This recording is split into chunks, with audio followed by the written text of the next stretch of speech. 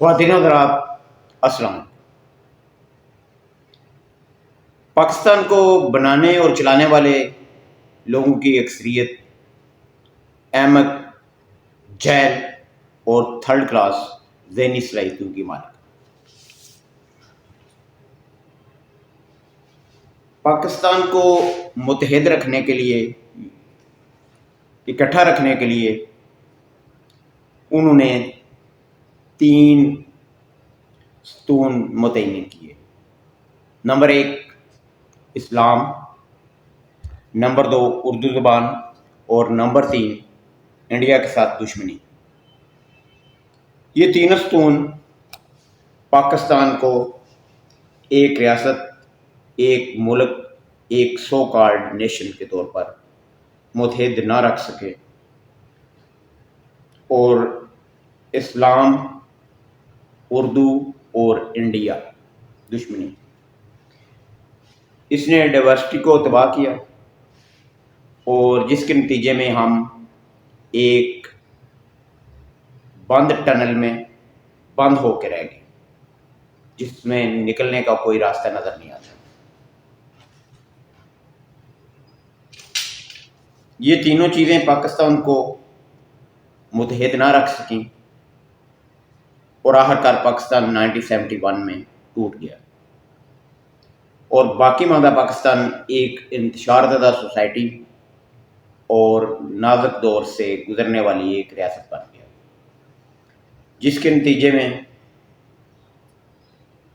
لوگوں کا life style تباہ ہوا، لوگوں کی زندگی اجیرن بنی، لیکن مقتدرہ جو نام نہاد پاکستان کے محافظ ہیں، انہوں نے جبر کے ساتھ وہی پالیسی جاری رکھی، وہی تینوں ستون جاری رکھے کہ ان تینوں ستون پر پاکستان کو چلایا جائے گا۔ حالانکہ جب اردو زبان نافذ کی تو پاکستان کی آدھے سے زیادہ آبادی